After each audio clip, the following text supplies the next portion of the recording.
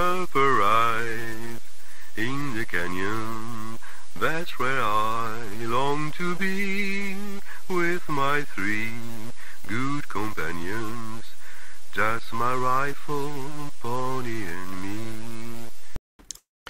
Bonjour à toutes et à tous et bonsoir, ça dépend de l'heure à laquelle vous allez découvrir cette nouvelle vidéo. Aujourd'hui, nous allons parler d'un livre qui a été édité chez Heubec, j'espère que j'ai bien prononcé le nom de la maison d'édition. Le livre s'appelle Camera Obscura, voyage avec comme sous-titre Voyage dans les mystères du cinéma, le voici.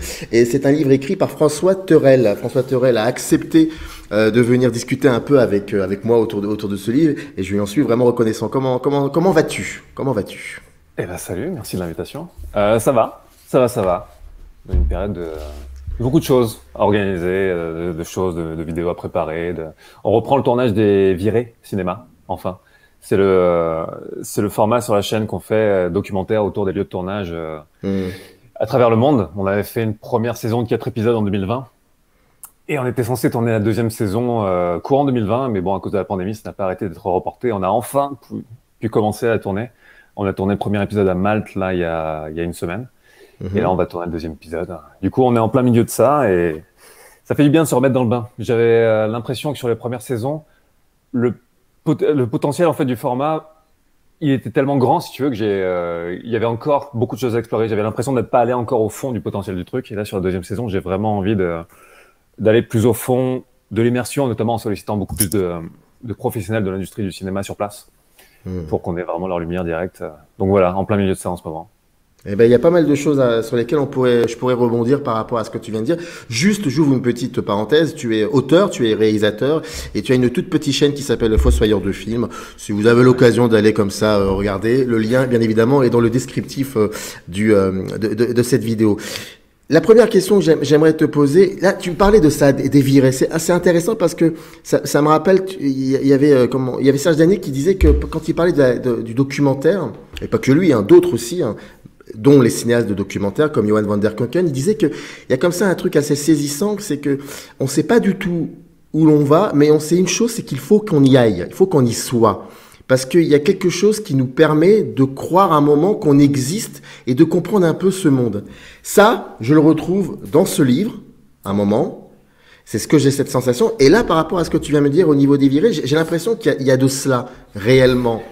Ouais, bah c'est en fait, je me rends compte que dans tout ce que je fais, il y a aussi une dimension hybride, que je le veuille ou non. Il y a toujours les formats, on va dire, d'où viennent différentes sources d'inspiration, mais il y a toujours une manière de vouloir malaxer ça. Ou Camera Obscura, le concept vidéo à la base, c'est parler de certaines choses tout en proposant une création. Les virées, c'est arriver à faire un documentaire, mais l'hybrider avec quelque chose de l'ordre de l'expérience, un petit peu plus ludique, quand on essaie de refaire des plans, de trouver les focales avec lesquelles ils ont tourné certains plans, essayer de comprendre pourquoi ils ont tourné dans cette direction et pas dans l'autre. Parce que souvent, quand on voit un film, on pense que absolument tous les choix relèvent de quelque chose, un choix conscient artistique, alors qu'il y a tellement de choses qui relèvent de la logistique et des circonstances qu'on retrouve sur place. Du coup, il y a une dimension d'inattendu sur les virées, complètement. Je sais pas, par exemple, là, on prépare la prochaine. Je suis en train il y a tout un truc de lâcher prise, effectivement, parce qu'on ne sait pas du tout ce qu'on va trouver sur place. En fait, je cherche l'inattendu sur les virées, parce que l'idée, c'est vraiment de questionner la différence entre ce qu'on voit à l'écran et ce qu'on retrouve sur place. Il y a une sorte de dissonance. La sensation, la perception de l'espace n'est pas la même, la perception de la lumière n'est pas la même. Du coup, arriver à interroger ces deux réalités-là, comment elles interagissent, et surtout s'attendre à devoir improviser face à un truc qu'on n'attendait pas. Et c'est ce qui donne les meilleurs moments, généralement. Du coup, là, le prochain, on le fait en Islande. On va avoir l'occasion de rencontrer quelques professionnels, enfin des réals, chefs-op et tout ça. Et je suis très impatient de voir quel angle ils ont sur la manière d'appréhender un paysage, un terrain, ce qui dégage. En plus, l'Islande qui est une terre de superstition, de légende. Voir comment tout cet imaginaire-là travaille les gens. Mais ouais, le rapport le rapport à l'inattendu, pas savoir ce qu'on va chercher, mais ne pas vouloir le savoir en avance, justement. Pour ménager la surprise, le mystère, ça fait partie des virées. Et du coup, au Camera Obscura, je suis d'accord avec toi. Il y a un truc qui est de l'anti-chronique, si tu veux, de l'anti-analyse, quelque part. Il y a de l'analyse dedans, mais peut-être que j'anticipe trop sur tes questions, je sais pas. Non, tu m'arrêtes si je parle trop. Non. Écoute, ici, tu es à la maison, on discute. Vas-y, tu parles. Il n'y a pas de souci. Frigo, je reviens. Non, je disais, c'est de l'anticritique dans la mesure où moi, par exemple, ça fait quasiment 10 ans Ça fait un peu plus de, ouais, entre 9 et 10 ans que je fais cette chaîne YouTube. Et la chronique classique, j'ai pratiqué. Et ça fait presque 10 ans que je baigne dans cet univers Internet qui est un univers du décortiquage. L'analyse, le décortiquage, analyser les trucs. Vraiment, c'est un truc de démonter pour comprendre comment ça fonctionne et c'est génial. Mais il y a un moment où j'ai eu en fait un trop-plein de ça. Et j'avais envie de retrouver du mystère, si tu veux. Et savoir où se logeait le mystère. Et malgré toute notre volonté de tout décortiquer, et justement mettre tout sous la lumière numérique, trouver la zone où se lève le mystère, si tu veux. Toujours cette part inaliénable, en fait, qu'on veut pas expliquer et qu'on ne peut pas expliquer. C'est comme une performance d'acteur, si tu veux. Tu peux la décortiquer, tu peux décortiquer la technique d'un acteur. Mais au bout d'un moment, quand tu as affaire à une performance incroyable qui te saisit aux tripes, tu veux pas et tu peux pas expliquer pourquoi ça marche. Il y a une sorte d'alchimie qui relève du... L'indicible, ouais, c'est l'indicible. C'est ça, ouais. Et on a beau essayer de l'objectiver, d'en parler, et de faire passer la subjectivité pour de l'objectivité, pour dire oui, ça marche parce que c'est comme ça. Non, il y a toujours une partie qui restera éminemment subjective et qu'il faut assumer comme telle.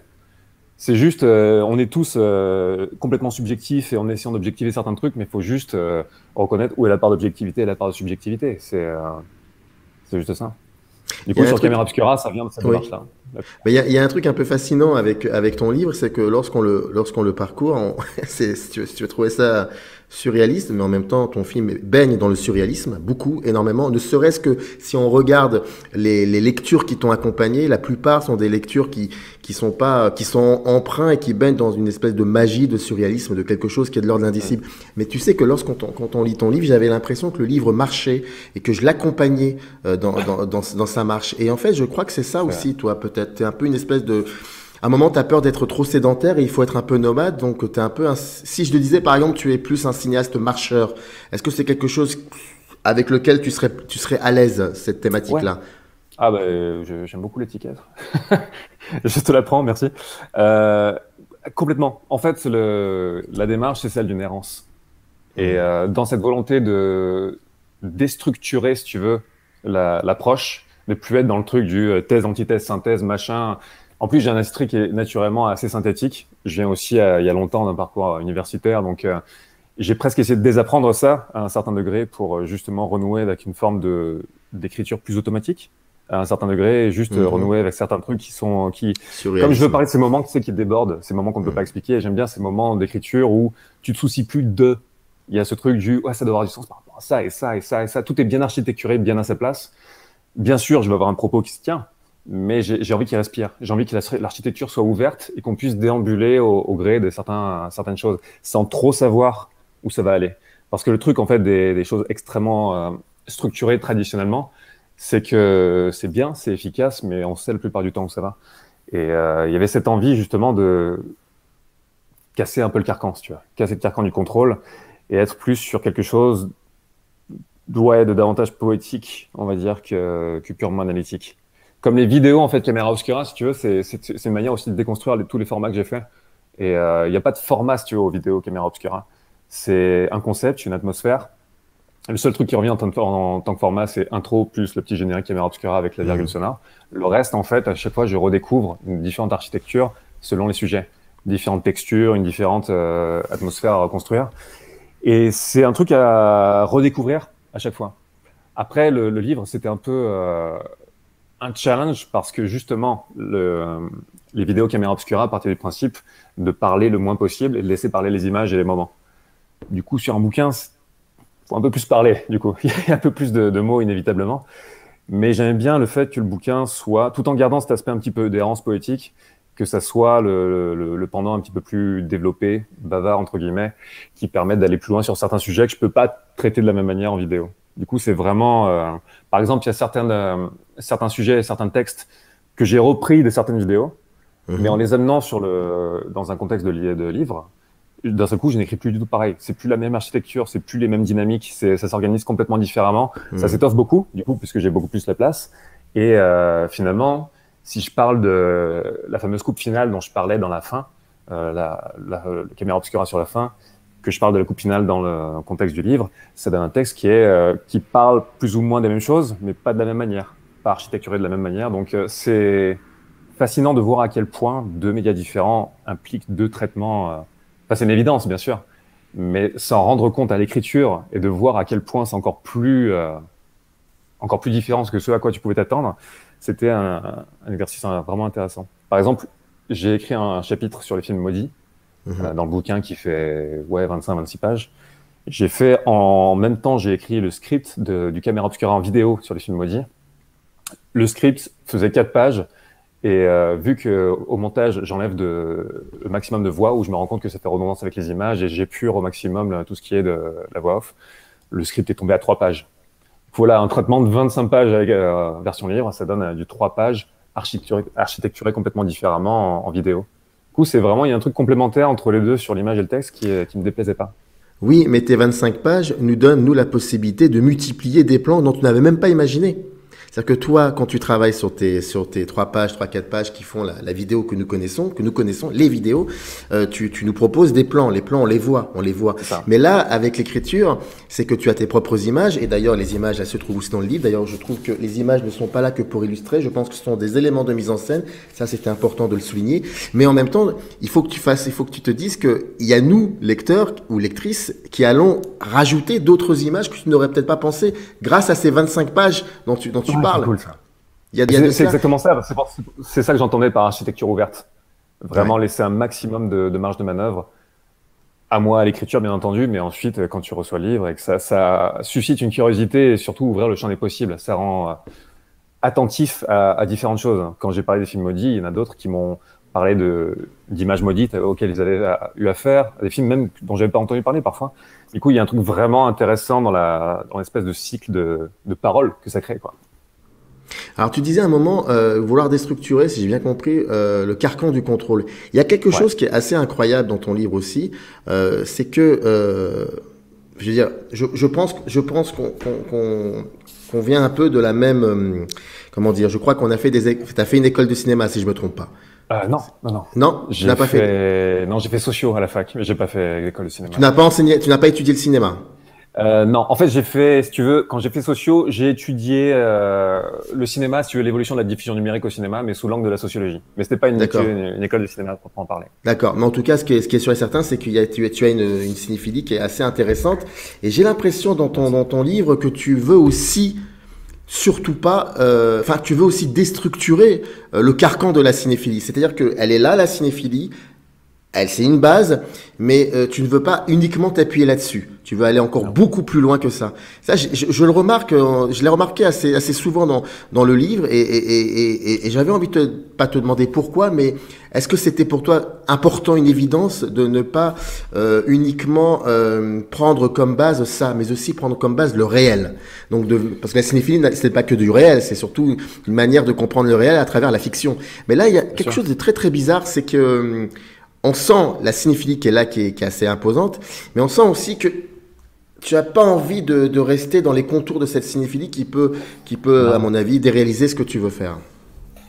Ouais, c'est difficile d'avoir un petit recul par rapport à ça, mais ça relève de cette ouverture aussi, où il y a aussi, quand on écrit, on a conscience de ses propres limites. Et je sais que la cinéphilie peut devenir rapidement un circuit fermé, si tu veux, dans la manière d'appréhender les choses, même si effectivement ça ouvre à travers les films sur des questions de société et tout ça. Mais il y avait une question ouvrir l'ouvrage vers des rivages qui sont pas uniquement cinématographiques. Ça, c'est sûr. C'est pour ça qu'effectivement, dans la bibliographie, il y a beaucoup d'ouvrages qui sont pas des ouvrages de cinéma. C'est des ouvrages d'anthropo, de traités de magie, et Fastelli et compagnie. C'était vraiment, c'est pas des ouvrages que j'ai cités, mais c'est des ouvrages dont je me suis abreuvé en termes d'atmosphère, en termes des trucs sur lesquels ça m'a ouvert en termes de thématiques.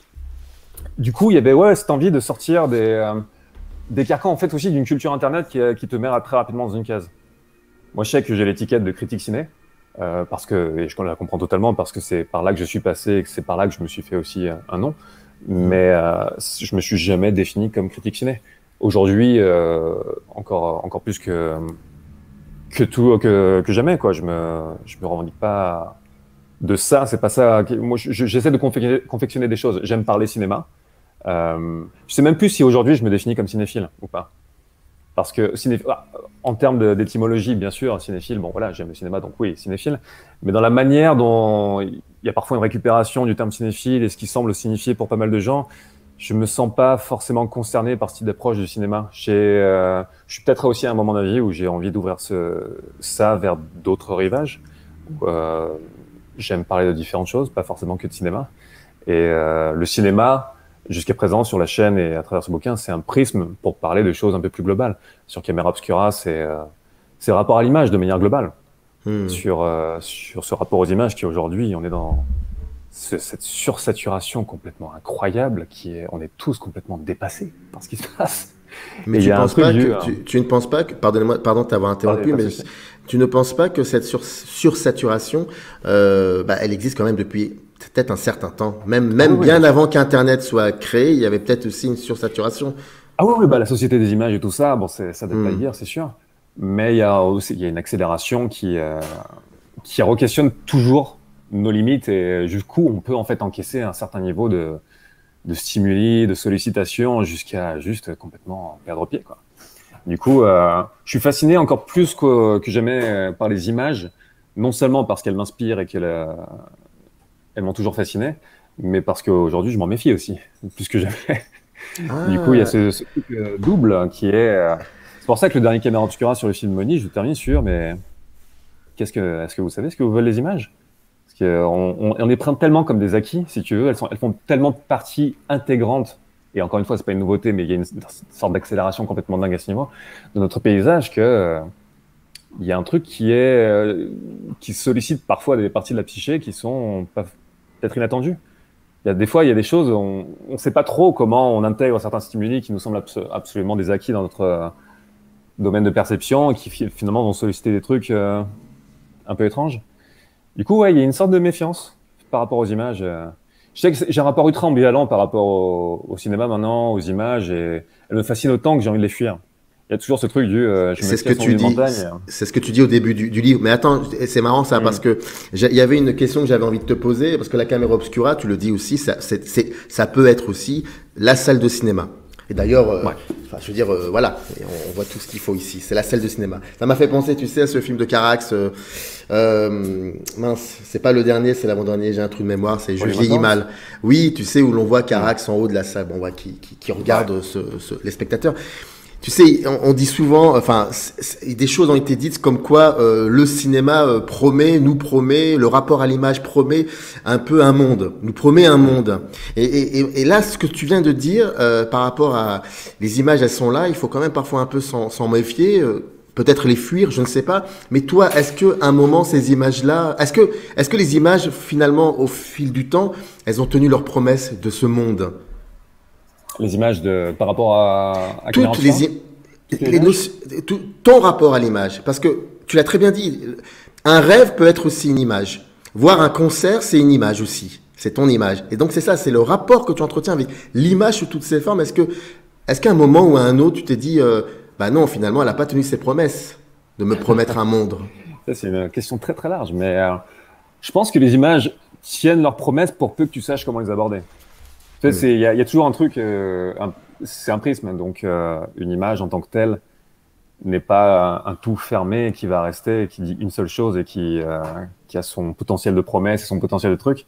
C'est toujours ce que tu vas en faire, ce que tu vas y voir. Donc en fait, c'est toujours une mise à l'épreuve de toi. Si une image tient pas à sa promesse, c'est aussi parce que t'as pas réussi à y insuffler ce que tu voulais. C'est pour ça que le phénomène de sursaturation aussi peut nous faire perdre une certaine rareté par rapport aux images ou une certaine propension, une disponibilité mentale pour y insuffler certaines choses. Et cette sursaturation, implique une sorte d'hygiène, si tu veux, où tu dois arriver à... Moi, je sais que je suis à un moment de ma vie par rapport à mon environnement où l'espèce de nécessité instinctive, pousse. On se calme tous. C'est cette nécessité de respirer, et c'est par rapport à le rapport aux réseaux sociaux, au rapport de manière générale, aux images et aux sursaturations visuelles, sonores, à peu près partout.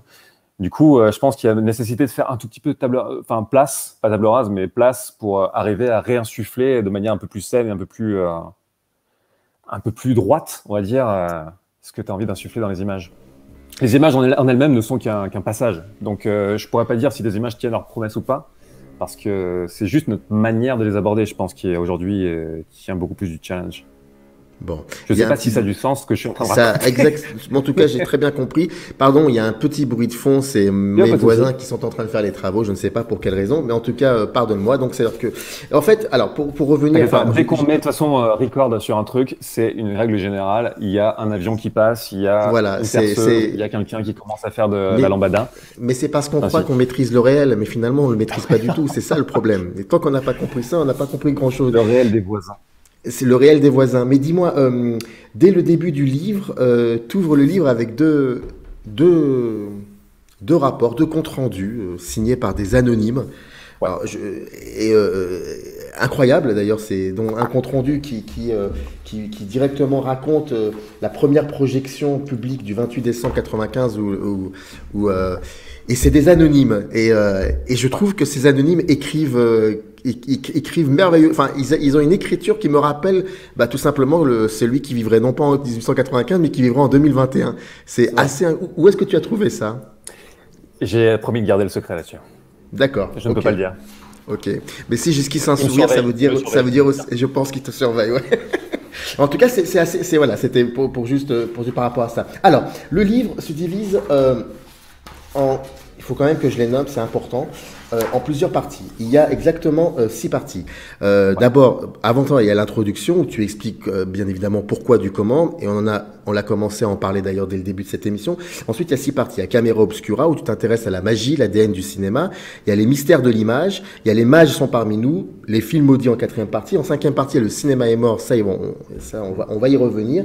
Et en 6e partie, tu as la texture des rêves. Alors, on pourra pas tout dire aujourd'hui. C'est pour ça que dans le descriptif de cette vidéo, vous avez un lien qui renvoie directement au bouquin. Donc, pour vous le procurer, allez-y, n'hésitez pas. Il y a juste, oui, quand tu parles de Camera Obscura, alors, et pas que dans la Camera Obscura, dans l'introduction, tu parles beaucoup de quelque chose de l'ordre de l'indicible, voire même parfois quelque chose qui serait pas forcément sur Terre, mais plutôt dans les limbes de je ne sais quoi, comme si on se retrouvait en enfer ou au paradis, j'en sais rien. Mais moi, en te lisant, je me disais, mais finalement, peut-être que je n'ai pas compris grand-chose. En fait, si le cinéma arrive comme ça à nous montrer des choses, à nous faire donner de l'émotion, c'est que peut-être le cinéma a conclu un pacte avec le diable. Et est-ce que pour toi, le cinéma a conclu un pacte avec le diable? Un peu comme Johnson à la croisée des chemins. Non, je pense pas. Parce que je sais pas ce que ça veut dire pacte avec le diable et je sais pas ce que veut dire cinéma. C'est ça le problème, c'est que aujourd'hui, cinéma, c'est une notion qu'on continue à manier. Il y avait un truc où, dans les cahiers, ils avaient dit on continue à utiliser le vieux beau mot cinéma. J'aime bien cette expression, c'est un vieux beau mot. Si tu veux, c'est plus et c'est ce dont je parle dans le chapitre sur le cinéma est mort, c'est que l'étiquette cinéma, si tu veux, est agitée comme un fantasme, plus qu'autre chose, aujourd'hui. C'est encore une réalité historique, c'est une forme historique datant principalement du XXe siècle, le cinéma, c'est un lieu encore, mais au-delà de ça, c'est qu'est-ce qui fait cinéma, qu'est-ce qui fait pas cinéma? Jamais personne ne sera d'accord là-dessus. Si tu veux, c'est vraiment une étiquette aussi subjective que art, cinéma aujourd'hui. Du coup, le cinéma a-t-il fait un pacte avec le diable? Écoute, j'aime bien les légendes. Du coup, je sais pas si c'est avec le diable, mais avec des forces obscures. Parce qu'il y a les remous, si tu veux, des 20 dernières années du 19e siècle sont vraiment fascinants.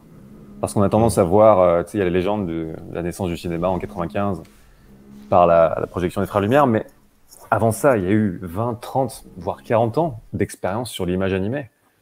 Et c'est juste incroyable de voir à quel point c'était un truc en ébullition. Je suis vraiment presque surpris qu'il n'y ait pas aujourd'hui un film, ou plus que ça, une mini-série faite sur ses vraies origines du cinéma, avec Louis le Prince, avec Muybridge, et avec tous ces mecs vraiment qui ont dans les Edison et compagnie, vraiment où il y avait cette guerre de brevets, parfois d'une cruauté assez sèche sur la paternité de l'image animée.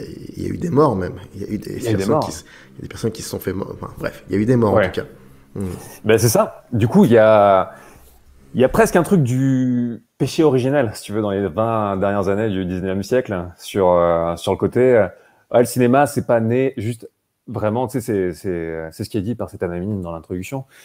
Les Lumières qui inventent le cinéma, qui naît comme ça, en décembre 1895, c'est trop beau comme légende. C'est pas possible, vraiment, littéralement, et les Lumières furent. Ça ne s'invente pas, je veux dire, ils auraient pu choisir un autre nom, ça aurait été moins bien. Mais au contraire, bien avant ça, il y a 20 ans, voire plus, de ténèbres fascinantes, en fait, sur pourquoi on fait bouger les images, qu'est-ce qu'on essaie de capturer par là. Et il y a ce truc vraiment qui me fascine, moi, des choses qu'on en vient à considérer comme des acquises, auxquelles on ne réfléchit plus, mais à quel point, dès que tu captes quelque chose, que ce soit avec un appareil photo ou avec une caméra, ou les deux, c'est mort. C'est littéralement mort, tu captes des fantômes. L'instant n'existe plus dès lors que tu l'as capté. Il y a ce truc vraiment de courir après le temps et cette manière de fixer des souvenirs qui sont déjà morts, quoi que tu en fasses, qui me fascine, qui est ultra mortifère. Donc en fait, je sais pas si le cinéma fait un pacte avec le diable, mais la mort, à tellement de niveaux, est omniprésente avec la thématique du cinéma ou tout ce qui recoupe aujourd'hui l'étiquette cinéma. Donc la prise de vue, ça serait plus une prise de vie ou une prise de mort te concernant? Prise de vie, ça prend la vie.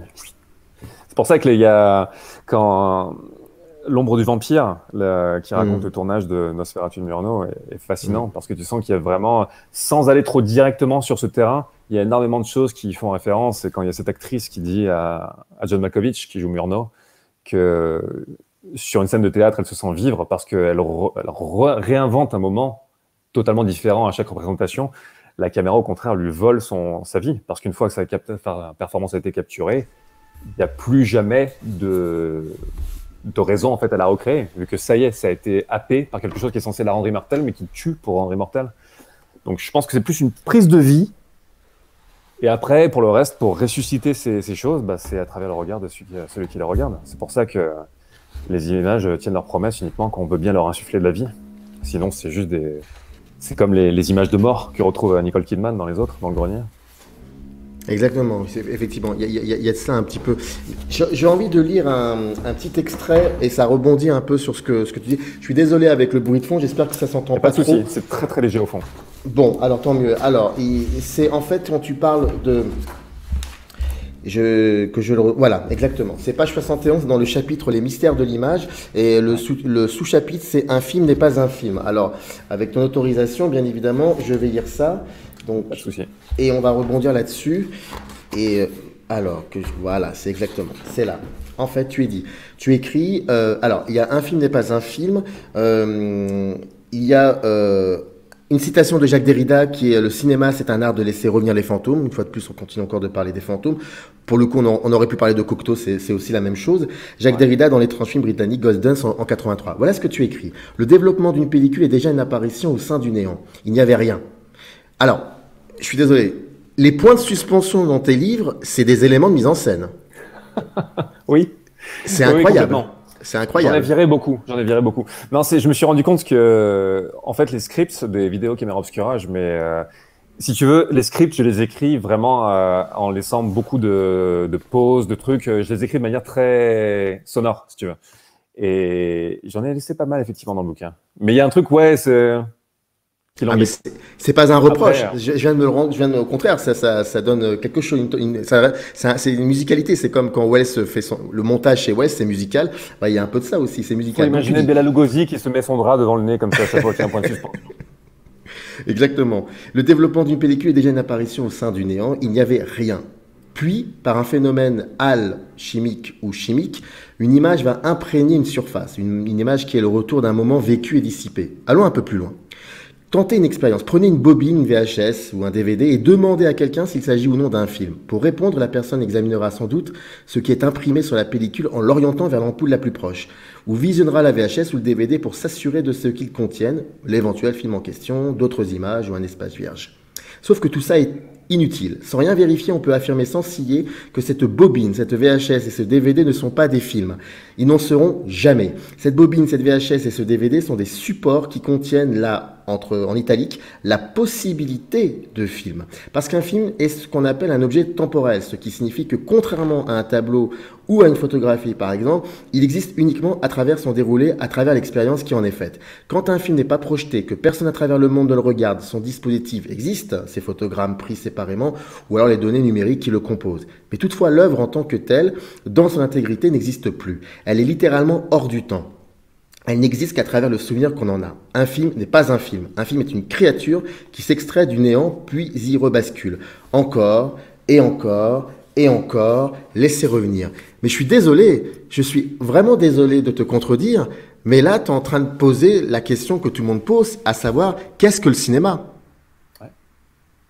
Ah, complètement, ouais. Mais C'est ça. à laquelle personne ne répondra jamais. Heureusement, je l'espère d'ailleurs, j'espère. Aujourd'hui, J'espère. plus que jamais. Voilà. Tu vois, quand je mets les italiques, tu as spontanément lu exactement comme je l'avais en tête. Genre, possibilité. Ah bah oui, Le ça, truc, ça, là, c'est là, là. c'est important, Mais, la possibilité d'un film. Et c'est ça qui j'avais qui est envie beau. d'avoir dans le bouquin justement, il y a des textes qui sont plus longs, mais ça fait partie des quelques vignettes qui sont beaucoup plus courtes, où je reviens sur des trucs, justement, je parlais des choses qui nous semblent totalement acquis dans notre rapport aux images, mais auxquelles on pense plus, et qui sont pourtant des évidences. Le fait qu'un film est un objet temporel, bah, bien sûr, c'est une évidence, c'est comme une musique ou quelque chose d'autre, mais le fait que quand personne ne regarde un film spécifique sur la planète, ce film n'existe pas. Il est en train de passer nulle part. Littéralement, l'œuvre n'existe pas. Il y a juste ses souvenirs qui perdurent. Ça, c'est c'est des petites sources de vertige, si tu veux, quand tu commences à parler de ce qui est pas, qui rapidement deviennent intéressantes. Après, c'est quelque chose qui continue à me fasciner. Ces petites revenir aux sources en fait de ce qui fait fascination ou pas, notamment sur les images, sur les objets temporels. Enfin, voilà. C'est voilà. J'ai l'impression que il y a une comment dire il y a parfois des moments quand on travaille beaucoup sur l'image, que cela soit cinématographique, photographique, je ne sais quoi, il y a des moments où peut-être on perd une espèce de foi comme ça en l'image parce que aussi on est tellement disparate qu'on ne lui donne plus réellement comment dire une forme de sérieux par rapport à l'image. Et là, je sens que toi, t'es en pleine harmonie, en pleine osmose avec ça. Bah, C'est ce que tu me disais dès le début de l'émission. Il y avait quelque chose de très gratifiant, comme quoi, ça y est, c'est bon, c'est possible. moi, je dirais pas que je suis en harmonie vis-à-vis de ça. Au contraire, comme je te dis, il y a une partie de moi justement qui se méfie de plus en plus des images. Et justement, en Camera Obscura, Des images ou d'un flux d'images? Parce que dans le livre, tu parles de flux d'images. des images de manière naturelle, ouais, parce qu'il faut aussi s'en méfier. Et c'est bien d'avoir des codes justement pour arriver à. C'est un sortilège les images, donc il faut avoir les codes pour les prendre dans le bon sens ou ne pas se faire noyer par elles. Mais le flux d'images, ça, c'est croissant, ouais, donc c'est de plus en plus là, le cas. Mais justement, non, j'ai un rapport vraiment de plus en plus ambivalent aux images et au cinéma. Et Camera Obscura, c'est peut-être une manière de rééquilibrer ça dans mon rapport à une forme de mystère, quand même, une forme d'émerveillement. Et arriver justement à recentrer un petit peu cette nécessité dans le flow absolument tout le temps et arriver à recentrer l'attention sur un truc en particulier. Et Camera Obscura, à travers ce regard un petit peu de la pensée magique et l'indicible, c'est arriver à canaliser en fait ce rapport aux images et à arriver à rematérialiser pour moi ce qui justement me fait vibrer de base, qui est un truc qu'on peut perdre au fur et à mesure. Moi, de toute façon, mon amour du cinéma et mon amour des images de manière générale, c'est jamais une ligne droite, quoi. C'est toujours des montagnes russes en fonction des périodes. Il y a des périodes où je regarde bien moins de films que d'autres et où j'ai besoin juste de me ressourcer ailleurs. Ensuite, je reviens au cinéma. Donc, c'est vraiment des sortes de montagnes russes.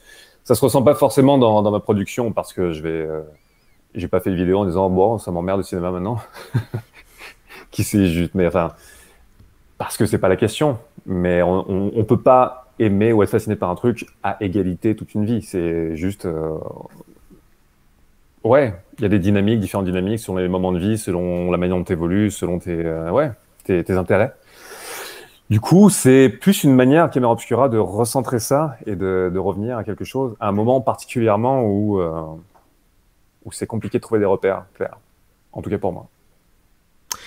Dernière question, mais avant de te la poser, je rappelle juste le titre de ton livre, qu'on appelle ça aussi, on dit ça, c'est un beau livre, mais j'aurais envie de dire que c'est une espèce comment dire, une espèce de road movies. Pour moi, c'est un road movie, ce livre. C'est une caméra obscura et c'est Voyage dans les mystères du cinéma. C'est édité chez Beckett. Écoute, entre les vidéos que tu as faites et que tu continues de faire, l'orientation que que tu installes dans ta chaîne et ce livre, je me dis que la prochaine fois que tu te lanceras dans l'écriture d'un autre livre, j'ai envie de te demander, j'ai envie de savoir, est-ce que pour le coup, ça sera là finalement un livre sans image, juste un livre avec une écriture, mais pas d'image, comme il y a des prises de vue sans vue. Il y a des films qui travaillent beaucoup là-dessus. Et j'ai cette impression que j'ai l'impression que tu vas vers ça, en fait. J'ai la sensation que tu vas vers ça. Ouais. Mais ouais. En tout cas, c'est l'envie que j'ai actuellement, mais ça sera même pas un livre sur le cinéma. Oui. Forcément. Là, en fait, je vais pas dire que je suis allé au bout de ma pensée, mais avec Caméra Obscura, il y a un moment, c'est aussi un marqueur de moment de vie, si tu veux. Caméra Obscura, c'est j'en suis là, dans mon rapport au cinéma et aux images. Et voilà, je sais pas ce qu'il y aura par la suite, mais de toute façon, j'ai différentes envies. Après, j'ai des envies de fiction aussi en réa, ce que je fais déjà dans mon coin sans trop savoir ce que je vais encore en faire. Et aussi à l'écriture. Du coup, ouais. T'as raison. Ouais, mais il y a cette envie justement de limiter vraiment le rapport aux images ou des images qui sont pas forcément venant d'autres œuvres, si tu veux. C'est comme dans le dernier Caméra Obscura, par exemple, il y a certaines images que j'ai tournées moi-même, mais les autres. Mais justement, comme j'ai envie de brouiller les pistes dans les Caméras Obscura, je trouve ça cool qu'on puisse pas forcément les distinguer de l'image. Certains m'ont demandé, mais ça vient de quel film? Je dis, ça c'est de moi du coup. Et j'aime bien cette idée d'hybrider constamment. Donc il y aura une forme peut-être de support visuel, mais qui sera pas justement de se référer constamment à un visuel dont on va parler. Ouais. Eh ben, j'ai envie de te dire, c'est très wellsien, ça, le rapport que tu as avec l'hybridité de l'image. Écoute, tu sais quoi? Avec ton autorisation, je ne mets pas un point final à notre conversation. Je mets, comme tu le sais très bien le faire, je vais mettre 3 points de suspension. Oui. On va faire ça comme ça. Bon courage pour la suite. Et je rappelle le livre, le descriptif dans le descriptif de la vidéo. Vous avez le lien pour lire pour découvrir ce livre. Merci beaucoup, François. C'était vraiment un plaisir de discuter avec toi, en tout cas. Partagez. À très vite. Générique. In the canyon, that's where I long to be with my 3 good companions.